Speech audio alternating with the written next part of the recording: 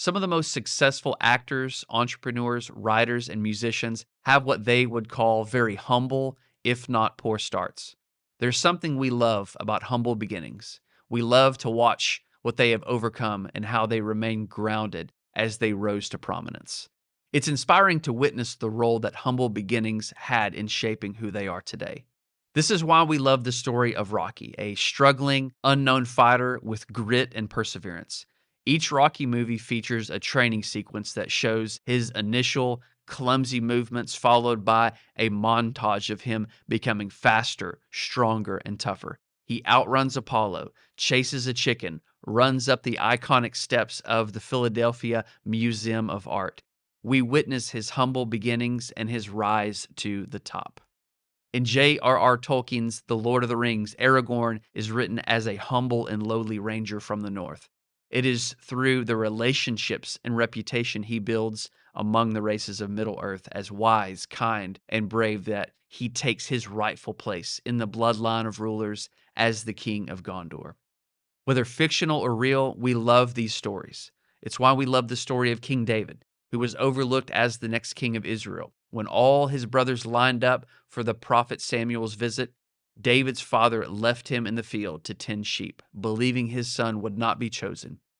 David rises from shepherd to warrior to king, a poor and humble start indeed. It's why we love the story of Harry Potter author J.K. Rowling. In her 2008 commencement speech to Harvard graduates, she described a point in her life where she had failed on an epic scale. Her exceptionally short marriage fell apart. She was an unemployed single mother and considered incredibly poor for the standards in England. Rowling said, "I began to direct all my energy into finishing the only work that mattered to me.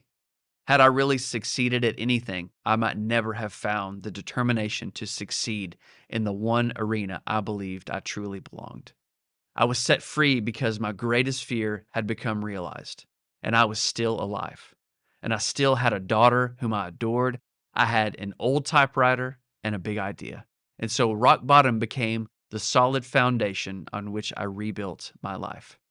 There's a long list of people we know from the moments they hit big, not from their poor starts. Country musician Luke Combs didn't learn to play guitar until he was 21. KFC's Colonel Sanders was in his 60s when he began driving across the country selling his chicken recipe to gas stations. Samuel L. Jackson didn't star in Pulp Fiction until he was 45. Alan Rickman didn't fall from Nakatomi Plaza until he was 42. If you know, you know. Even Billy Graham is said to have preached his very first sermon for only 8 minutes. Many patrons of long-winded preachers might consider this a great and welcome start versus a poor one.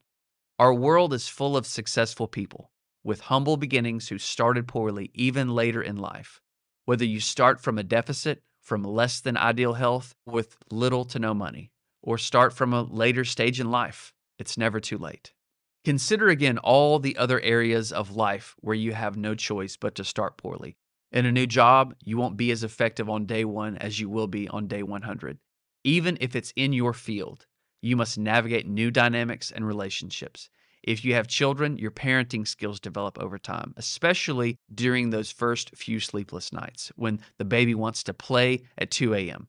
Learning how to properly budget takes time. If you want to start running, you might look an awful lot like Jimmy and start poorly. If you want to lift weights, you're going to need to start light. If you want to buy or sell a home for the first time, you have no idea what you're doing. Talk to someone who has experience or get a realtor to help you. If you want to learn how to edit and upload videos, I bet your first one is going to be awful with poor sound and lighting. That's okay. You are already forced to start poorly in so many areas of life. So why not start poorly on something you've always wanted to do? What if you set out like Jimmy did? What if you took a dream dormant for years and turned it into an action?